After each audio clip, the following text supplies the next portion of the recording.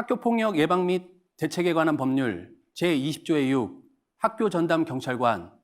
국가는 학교폭력 예방 및 근절을 위하여 학교폭력 업무 등을 전담하는 경찰관을 둘 수 있다.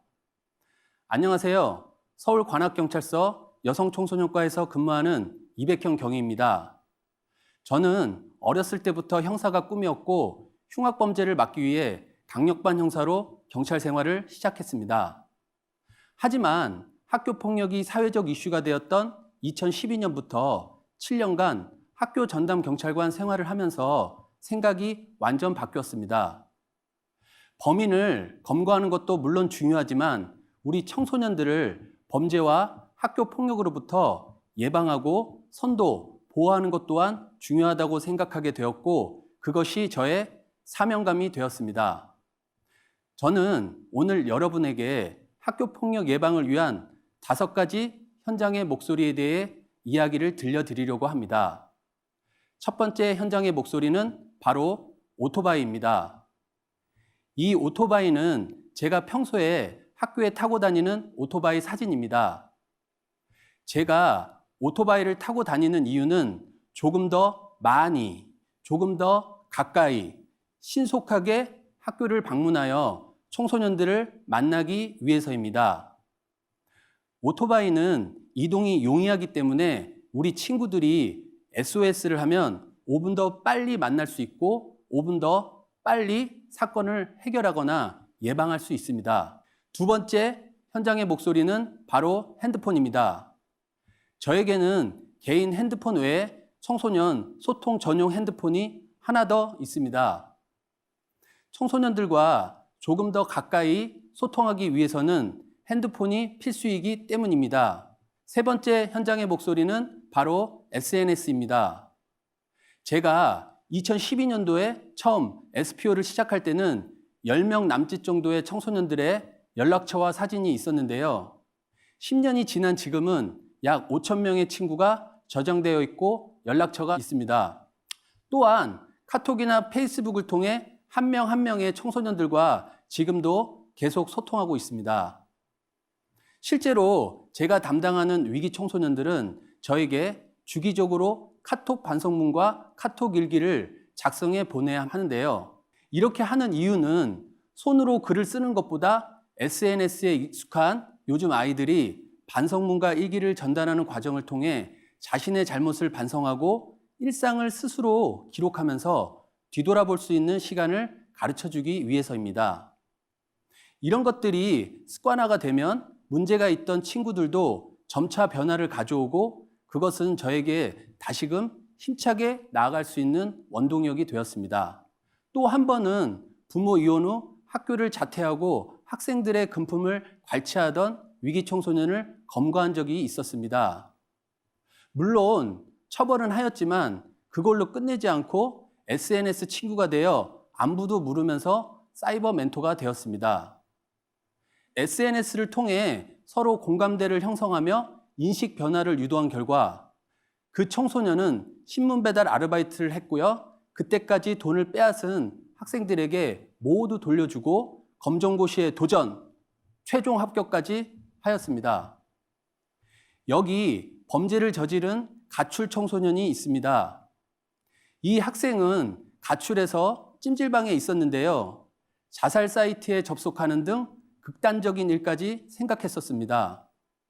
저는 페이스북과 카톡 등 네트워크 친구를 통해 이 학생의 소재를 조기에 발견했고 소중한 생명까지 구할 수 있었습니다.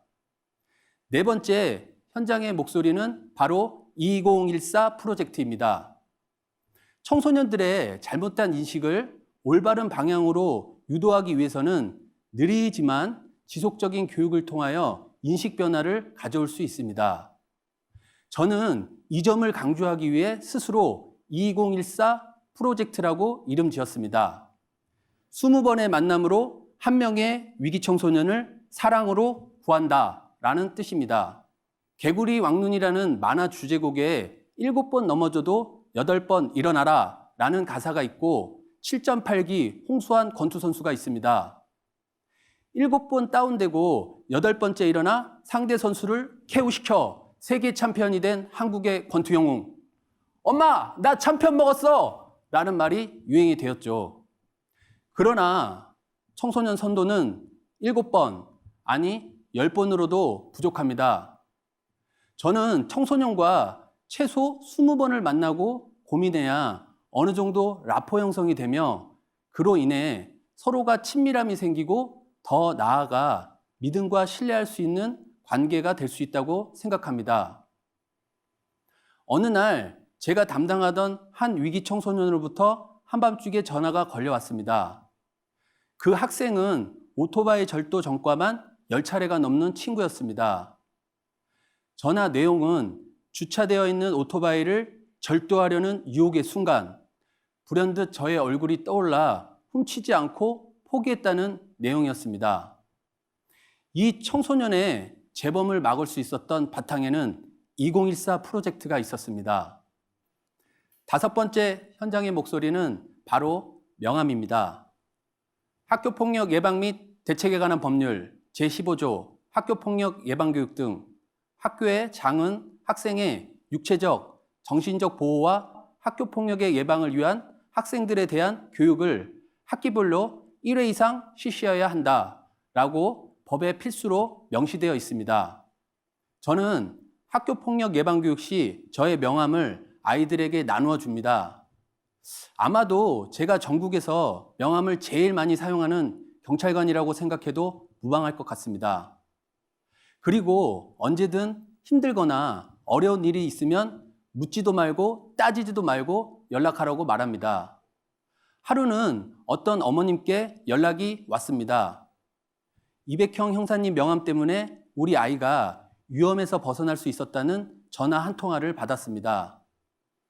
학원비를 내는 날 불량 청소년들이 소년의 옷을 뒤져 지갑 속에 돈을 찾았고 그것을 뺏으려던 찰나 저의 명함을 보고 돈을 다시 돌려줬다고 합니다.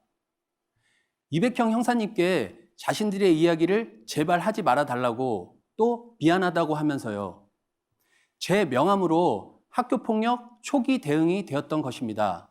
지난 10년간 전국의 1,100명의 SPO들이 한 명당 10개에서 15개의 학교를 담당하면서 전국 각지에서 우리 아이들의 미래를 위해 소명의식을 가지고 열심히 일하고 있습니다. 아이들은 이름을 외워주고 얼굴을 기억하는 진정성 있는 어른들에게 사랑을 받아본 기억이 많지 않습니다. 지속적인 관심만이 아이들을 변화시킬 수 있습니다. 더 많은 아이들을 살리고 싶습니다. 더 많은 아이들을 건강한 사회 구성으로 내보내고 싶습니다. 그러기 위해 함께하는 시스템을 마련해야 합니다. 이제는 SPO와 학교 그리고 지역사회의 풀뿌리 NGO와 함께 팀 어프로치로 학교폭력 사안을 다루어야 합니다. 민관 합동의 팀 접근법이 더 많은 아이들을 그리고 더 세심하게 우리 아이들을 살릴 수 있습니다. 이런 시스템에 관해 아젠더를 함께 논의할 수 있는 장이 마련되길 희망합니다. 오늘도 화이팅으로 아이들에게 카톡 문자를 보내며 하루를 시작합니다. 청소년, 존재만으로 빛이다. 내가 살린 청소년이 세상을 살린다. 라는 사명감을 가지고 오늘도 열심히 달려가겠습니다. 지금까지 경청해 주셔서 감사합니다.